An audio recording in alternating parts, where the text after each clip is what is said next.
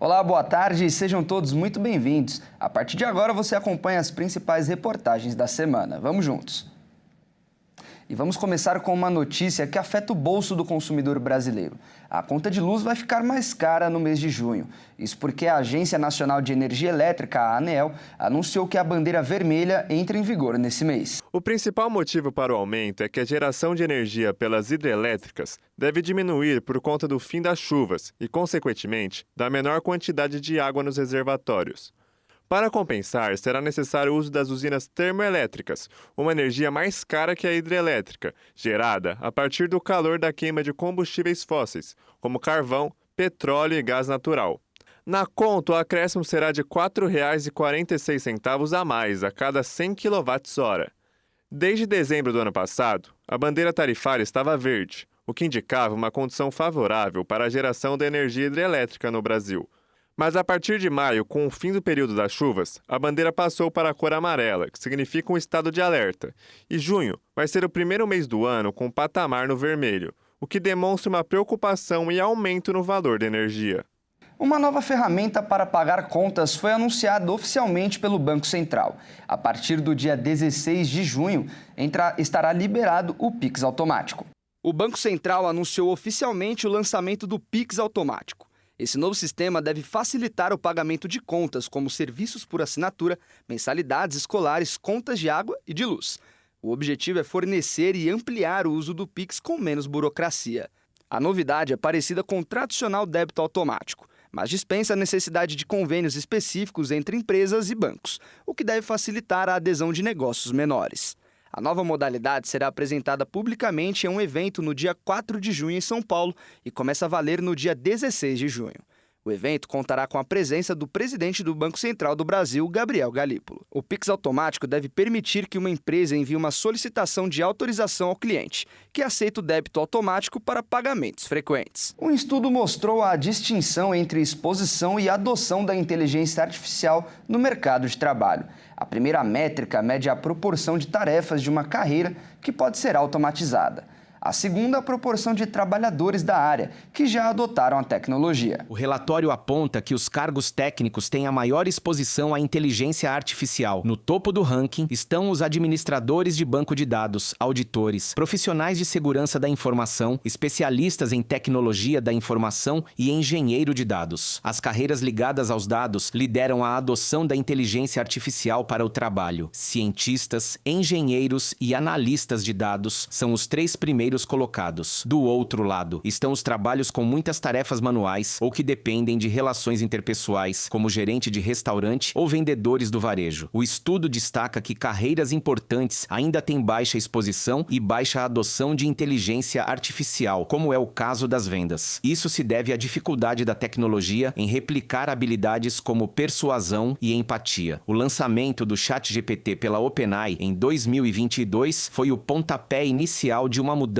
no mercado de trabalho. Segundo os dados apresentados pelo estudo, desde a chegada da inteligência artificial generativa, os anúncios de emprego diminuíram de uma maneira geral. No entanto, a queda foi sentida de maneira diferente dependendo do nível de exposição à inteligência artificial. Cargos mais expostos à tecnologia caíram 31%, enquanto os menos expostos tiveram uma queda menor, de 25%. O relatório faz uma ressalva. Entre de cargos com maior exposição, aqueles com maior adoção da tecnologia viram um aumento de demanda em comparação àqueles em que a inteligência artificial ainda não é tão utilizada. A observação dos especialistas é que essa tendência indica que a inteligência artificial complementa o trabalho humano em vez de substituí-lo, tornando os trabalhadores mais produtivos. Uma pesquisa divulgou um ranking dos 10 países que acordam mais cedo no mundo, e o Brasil está entre eles.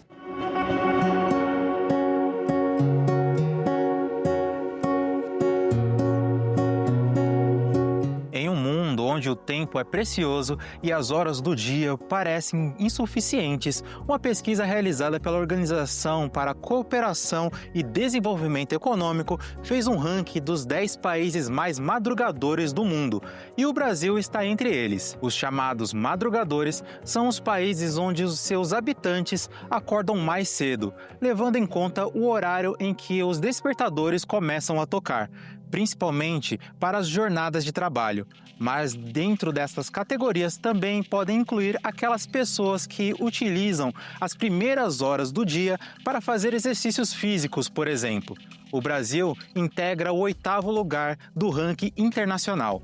A lista é composta por Colômbia em primeiro lugar, com os despertadores tocando às 6h30 da manhã, Indonésia em segundo, às 6h55, o Japão em terceiro, às 7h09 da manhã, em quarto, o México, às 7h09 também, em quinto, Dinamarca, às 7h19 da manhã, sexto, os Estados Unidos, às 7h20, Alemanha em sétimo lugar, acordando às 7h25 da manhã, em oitavo, o Brasil, despertando às 7h31, em nono lugar, a China, às 7h42 da manhã e, finalmente, em 10º lugar, a Espanha, com os seus habitantes acordando às 8h05 da manhã. O site espanhol Business Insider, especialista em negócios e riqueza econômica, analisou as informações.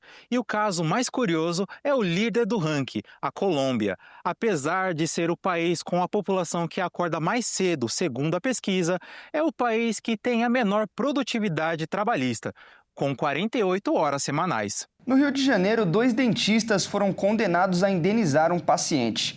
O motivo é que um deles esqueceu uma broca que ficou alojada no crânio dela. Que era para ser uma simples extração dentária, se transformou em um drama para uma paciente. Após meses de dor e exames, Maria Cristina Soares, de 62 anos, descobriu que parte de uma broca cirúrgica havia ficado alojada em sua cabeça. Maria Cristina procurou atendimento odontológico para extrair um dente que estava com raiz fraturada. O procedimento foi agendado com a dentista Priscila Bittencourt, na Barra da Tijuca, mas no dia da cirurgia, quem realizou a extração foi o dentista Lucas Murai. O problema começou durante o procedimento, quando a broca utilizada quebrou e desapareceu. Cristina ouviu, enquanto estava deitada na cadeira, que o dentista não conseguia localizar a broca. De acordo com o relato da vítima, o cirurgião se mostrou preocupado com o sumiço do objeto, mas era silenciado por Priscila. Cristina contou ainda que a extração do dente foi extremamente traumática, deixando hematomas e dores. Contudo, ela achou que fizesse parte do processo de recuperação, até que em uma viagem percebeu que não estava bem. A vítima procurou outro profissional. Um raio-x panorâmico revelou um objeto metálico na região da maxila. Após a identificação, seu dentista de confiança orientou que ela procurasse um cirurgião bucomaxilofacial. A cirurgia, que deveria levar menos de 1 hora, durou quase 3 horas e, de acordo com a paciente, o pós-operatório foi extremamente doloroso. Ambos os dentistas foram considerados responsáveis, inclusive Lucas, que em seu depoimento à justiça tentou se eximir por não ser titular do atendimento. O juiz destacou ainda que os danos morais ultrapassaram o mero aborrecimento, considerando a dor, o sofrimento e a idade da paciente e os riscos à sua saúde. O estado de Santa Catarina jogou fora mais de 1 milhão de doses de vacinas nos últimos 3 anos. O medicamento não foi usado e teve que ser descartado. E o desperdício do dinheiro público também acontece no nosso dia a dia e até pela própria população.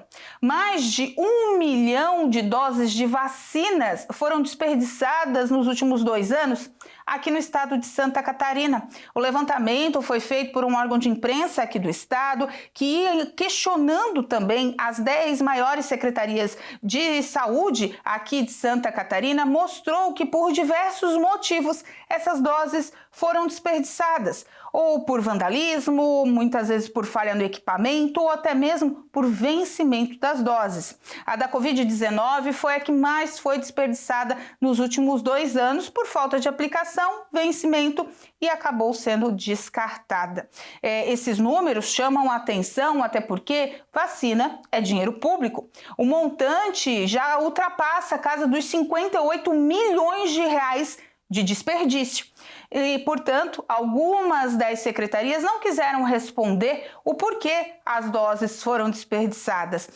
Dentre as que responderam, das 10 mais populosas aqui do estado, São José, que é bem do ladinho de Florianópolis, foi a que mais desperdiçou, 51 mil doses de vacina. São números que chamam a atenção porque, como eu disse, É dinheiro público, tudo isso é usado com dinheiro de pagamento de impostos, que aí volta para a área da saúde. E também o questionamento sobre a eficácia das vacinas e tudo que foi lançado de fake news e outros meios para desmistificar ou então mistificar as vacinas, também traz esse resultado da falta de vacinação e do desperdício do dinheiro público. Algumas secretarias alegaram, como eu disse, alguns problemas de manutenção, de falha de equipamento para que essas doses fossem desperdiçadas. E nessa época do ano em que o milho está pronto para ser colhido, é bastante comum ouvir histórias de furto de espigas para fazer pamonha ou curau em casa.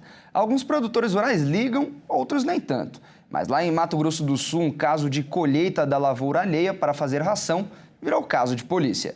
O crime de furto de milho verde é muito comum, principalmente em lavouras próximas às estradas de terra. Quando o agricultor percebe, o milho já foi cozido, virou pamonha ou curau.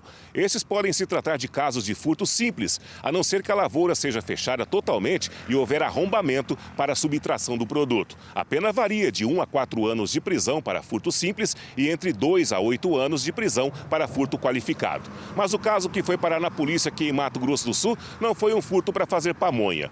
Um produtor rural procurou a delegacia de pronto atendimento comunitário para registrar um boletim de ocorrência por furto em uma propriedade localizada às margens da BR-163 entre Dourados e Carapó, que é uma região polo do setor agrícola aqui no estado. Segundo o boletim de ocorrência, ele arrenda uma área em uma fazenda onde mantém uma lavoura de milho. Ao chegar ao local, o produtor flagrou 2 moradores da propriedade que também arrendam outra parte da fazenda, colhendo e triturando milho de plantação para a produção da ração animal.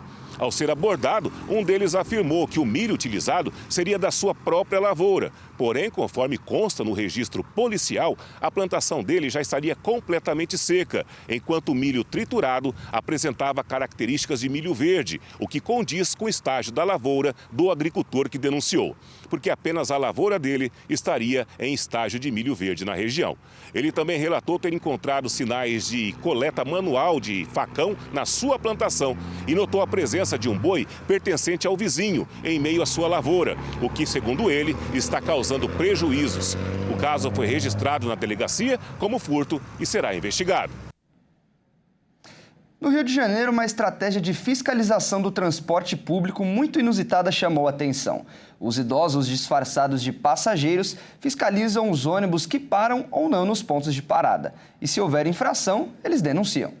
Para garantir o cumprimento da lei do idoso, a Secretaria tem contado com uma ajuda estratégica, utilizando as idosas como espiãs para flagrar os motoristas que não param nos pontos e desrespeitam a gratuidade na passagem. E essas passageiras nada comuns às vovós espiãs usam disfarces e, por isso, não podem mostrar os seus rostos. Elas ficam nos pontos fazendo sinal para os motoristas. Quando um deles passa direto, é abordado logo à frente por uma equipe de fiscalização que os aguarda no ponto seguinte. São alertados pelas vovós, via celular, que enviam o número da linha e do ônibus que desrespeitou o sinal de parada. Em seguida, os agentes abordam o motorista informando sobre a operação e alertam que, em uma próxima vez, será multado. Já os que param devidamente no ponto são parabenizados pelos agentes e recebem um selo de motorista que faz a diferença. Essa operação vai acontecer em toda a cidade do Rio de Janeiro, principalmente na Zona Oeste, onde o número de ocorrências é muito alto. Uma das espiãs disse que se sente segura e satisfeita por poder fazer algo por si e por outras pessoas que passam pelo problema. De janeiro até agora, uma única linha registrou 2.446 denúncias de ônibus que não param no ponto para idosos, uma média de quase 16 chamadas por dia. A gratuidade no transporte é um direito do idoso, garantido por lei, mas o desrespeito virou rotina nas ruas do Rio de Janeiro, sendo uma das reclamações mais frequentes na ouvidoria da Secretaria de Transporte Público da cidade. A PEC que tramita no Senado e propõe o fim da reeleição para prefeito, governador e presidente continua causando muita polêmica.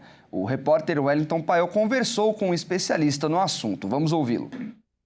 Se aprovada, a proposta de emenda à Constituição de 2022 poderia mudar completamente o sistema eleitoral brasileiro. O texto, que já foi aprovado na Comissão de Constituição e Justiça, agora está em discussão no plenário do Senado. A PEC prevê acabar com a reeleição para presidente da República, governadores e prefeitos. No caso do Legislativo, a reeleição seguiria permitida. Ou seja, deputados federais, estaduais, distritais, senadores e vereadores poderiam se candidatar. Outra mudança é sobre o tempo do mandato, que deixaria de 8 anos para senadores e 4 anos para os demais e passaria a ser de 5 anos para todos. Além disso, o projeto estabelece a unificação das eleições municipais e gerais a partir de 2034. O argumento de quem defende as medidas é a redução nos custos para a realização de eleições a cada 2 anos e uma maior estabilidade ao sistema político. Mas existem detalhes que seguem gerando discussões. Depende de como você olha isso. Por exemplo, o mandato de 5 anos para prefeito, 4 anos é pouco. Ok, mas esse prefeito não teria direito à reeleição. E se você escolhe um mau prefeito? Você, eleitor, trocaria esse mau prefeito por um outro em 4 anos. Agora, com 5 é 1 ano a mais. É uma primeira situação. Com relação ao Senado, o Senado é um tanto quanto diferente, porque ele vota matérias diferentes da Câmara dos Deputados, por exemplo, e aí vai diminuir o tempo do senador de 8 para 5 anos. Claro que ele teria direito à reeleição, mas será que os senadores que vão votar essa matéria, eles concordariam com isso ou não? Ou esse mandato seria de 10 anos, como é o dobro dos demais mandatos, porque hoje o mandato de um deputado federal, por exemplo, é 4 anos, um deputado estadual, do senador é de 8. Então, por que então baixaria para 5? E o de deputado federal ou estadual continuaria com 4, já que eles podem ter várias reeleições sucessivas? É um assunto que tem que ser discutido e isso, com certeza, vai ser motivo de mudança lá nessa proposta de emenda à Constituição. Eu, particularmente, acho muito difícil, na atual conjuntura política brasileira, esse assunto avançar. Outro aspecto que tem gerado controvérsia é a tramitação da PEC em regime de urgência, ou seja, discutir com mais pressa um assunto que promove mudanças tão profundas no sistema político. Causa estranheza porque a própria PEC, ela alonga essas eleições. Como, por exemplo, prefeito que tomou posse agora em 2025, ele pode buscar uma reeleição. O governador que vai tomar posse em 2027, ele pode tentar também uma reeleição. E essa unificação seria só lá em 2034, ou seja, existe um tempo muito grande para você discutir. Então, não há uma necessidade de urgência. E eu entendo também que essa urgência vai ficar para trás. Na minha concepção, esse assunto vai ser deliberado só a partir de 2027, porque o ano que vem nós temos eleição. E é um assunto muito delicado para você levar a público ao eleitor e explicar quais seriam as vantagens e as desvantagens de uma eleição unificada. O Brasil vive de fatos políticos. A política vive de fatos políticos. Eu entendo que essa proposta à emenda à Constituição pode fazer com que outros assuntos considerados mais importantes por alguns setores fiquem deixados de lado. A proposta ainda precisa passar por 2 turnos de votação no plenário do Senado. Para avançar, é necessário o apoio de pelo menos 49 dos 81 senadores. Se aprovada, a PEC deve ser encaminhada para discussão na Câmara dos Deputados. E você vai ver a seguir: mulher encontra rato dentro da fralda de seu filho. E ainda, Palmeiras e Corinthians se enfrentam nas oitavas de final da Copa do Brasil. Nós voltamos já.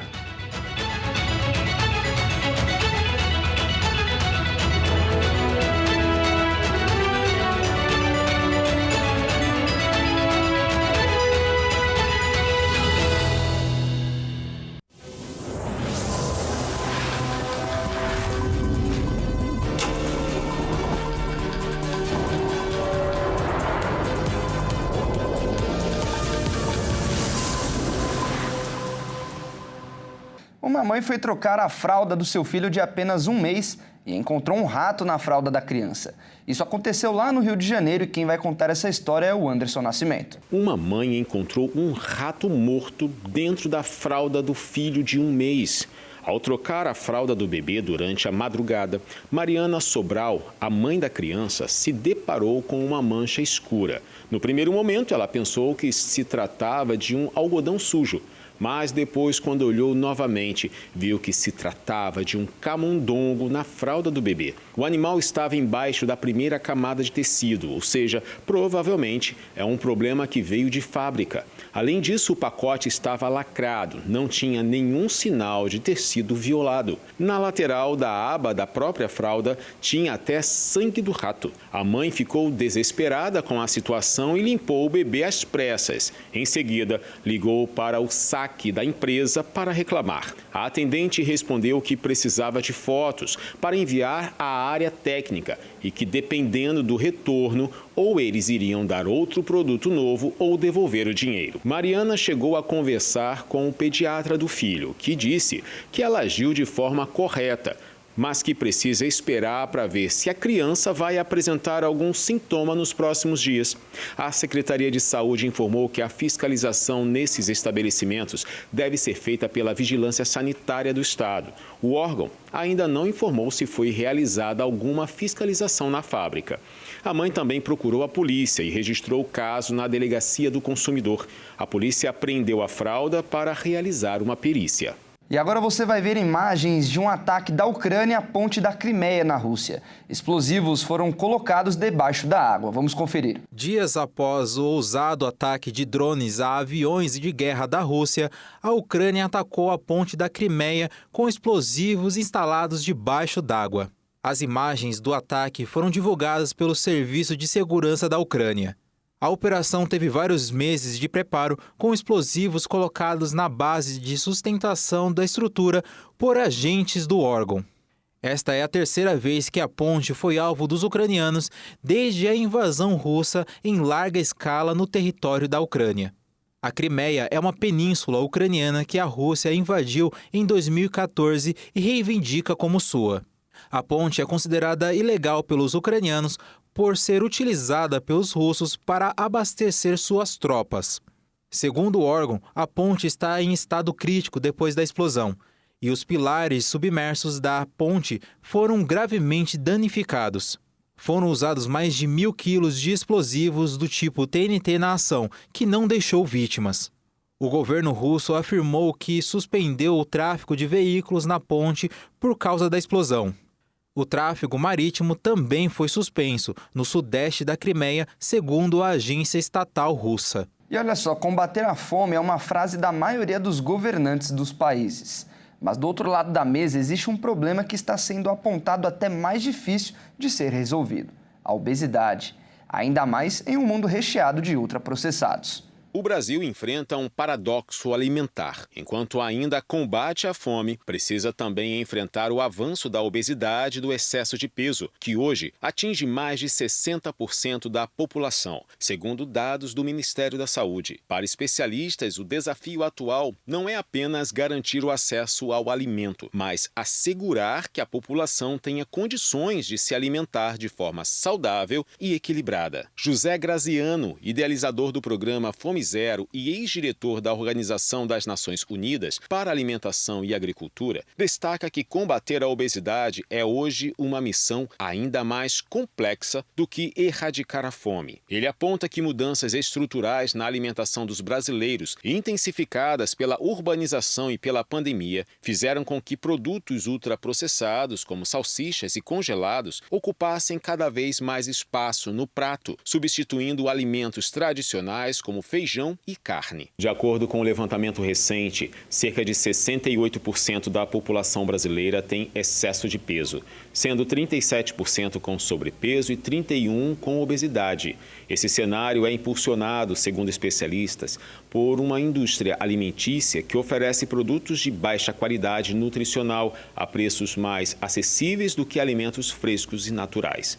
A pandemia da Covid-19 agravou esse quadro. Com feiras e mercados fechados e a alta inflação dos alimentos, muitas famílias de baixa renda recorreram a opções ultraprocessadas, mais baratas e de fácil acesso. Agora, o país volta a enfrentar pressões inflacionárias, enquanto convive com a contradição de ser um dos maiores produtores e exportadores de alimentos do mundo, mas onde comer bem e de forma saudável ainda é um privilégio para poucos. Graziano defende medidas como a taxação de bebidas açucaradas e o controle da publicidade de alimentos ultraprocessados, especialmente em ambientes escolares e próximos a eles. O ex-diretor também reforça que não se pode exigir que o consumidor compreenda as informações técnicas escondidas nos rótulos, cabendo ao Estado regulamentar e proteger a saúde da população. Outro caminho apontado por especialistas para melhorar a qualidade da alimentação no Brasil é o incentivo à agricultura familiar e ao pequeno produtor, responsáveis por grande parte da oferta de frutas, verduras e legumes no país. Hoje, a produção global de alimentos é suficiente em volume, mas desequilibrada. Há excesso de grãos como milho, trigo e arroz, enquanto faltam hortaliças e frutas, que deveriam compor pelo menos 5 porções diárias numa dieta saudável. Organismos internacionais, como a Organização Mundial da Saúde,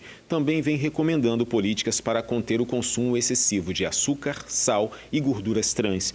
Mais de 100 países já adotaram impostos sobre bebidas açucaradas como forma de desencorajar o consumo.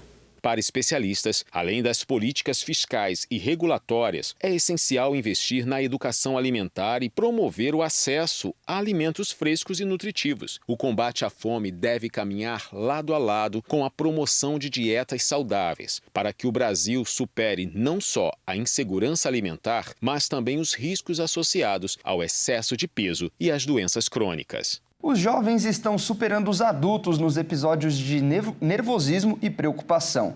O resultado é a ansiedade. A situação é cada vez mais comum quando está chegando um momento super importante para o futuro: o vestibular. O último ano do ensino médio é para muitos jovens um período marcado por grandes decisões e intensas transformações. A preparação para o vestibular concentra expectativas familiares, sonhos pessoais e a pressão de definir um caminho acadêmico e profissional. Essa combinação de fatores torna o período especialmente vulnerável ao desenvolvimento de quadros de ansiedade que podem interferir tanto no rendimento escolar quanto no bem-estar emocional dos estudantes. Estudos recentes mostram que, pela primeira vez, crianças e adolescentes ultrapassaram os adultos nos índices de atendimento relacionados a transtornos de ansiedade no Brasil. Entre os jovens, especialmente os que se preparam para provas importantes como o Enem ou vestibulares tradicionais, o nervosismo e a preocupação com o desempenho são comuns. No entanto, especialistas alertam que, quando não identificados ou tratados, esses sentimentos podem evoluir para quadros mais graves, prejudicando a saúde mental e física dos estudantes. A pressão para acertar na escolha de um curso de uma futura profissão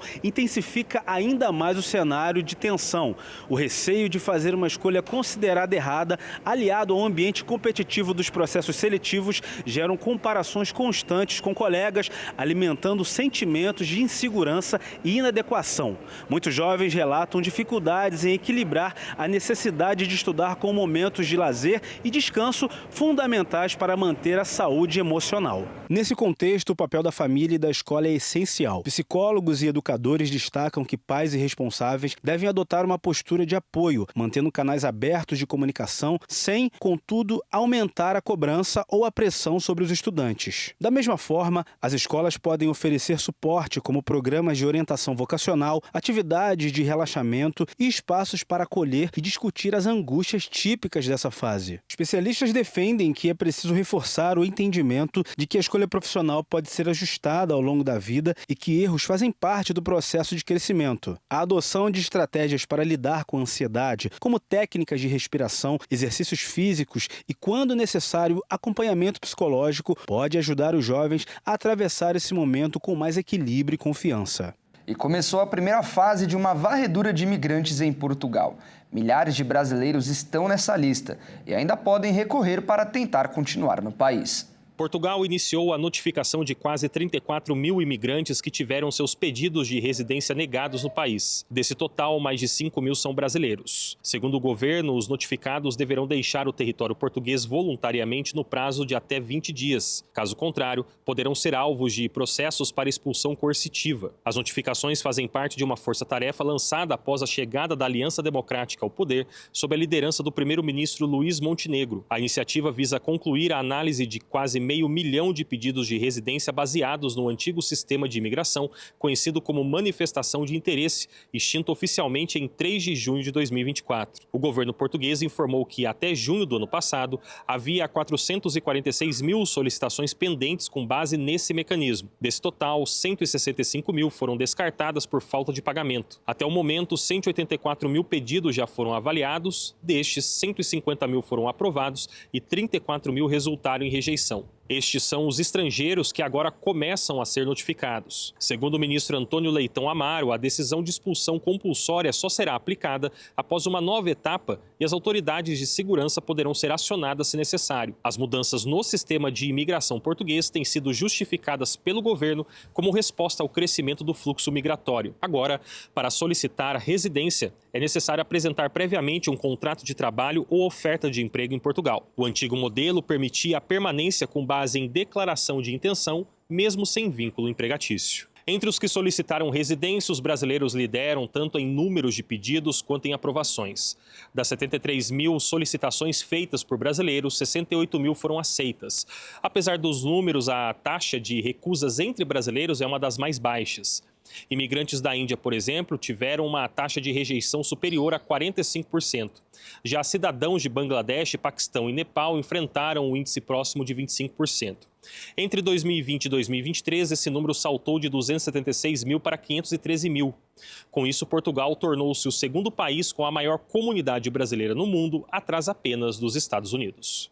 A imigração esteve no centro do debate público durante as recentes eleições em Portugal. O país enfrenta desafios relacionados à integração cultural, ao crescimento populacional estrangeiro e à resistência de parte da sociedade local à imigração, inclusive com episódios de xenofobia. Segundo dados oficiais, cerca de 1,5 milhão de estrangeiros vivem atualmente em Portugal, o que representa cerca de 14% da população, número 3 vezes maior do que há 10 anos. A chegada crescente de imigrantes, especialmente de países como Brasil, Índia e nações do sul asiático, alterou o perfil tradicional da imigração portuguesa, historicamente centrada em cidadãos de nações de língua portuguesa ou com laços culturais e históricos mais estreitos com o país. O número de brasileiros residentes em Portugal teve um aumento expressivo nos últimos anos. Fatores como o idioma em comum, a estabilidade econômica, o clima, a segurança pública e a facilidade no reconhecimento de diplomas são apontados como principais atrativos para os brasileiros que optam por se estabelecer no país europeu. A atual onda migratória inclui desde trabalhadores de setores como construção civil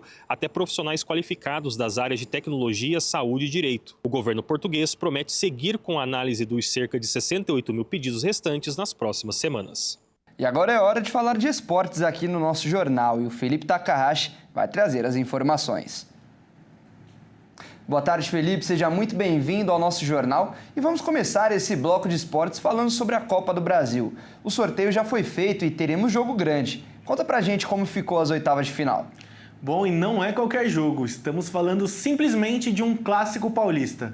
Boa tarde para você e a todos de casa. E bom, logo de cara teremos um Corinthians e Palmeiras no jogo de ida das oitavas de final.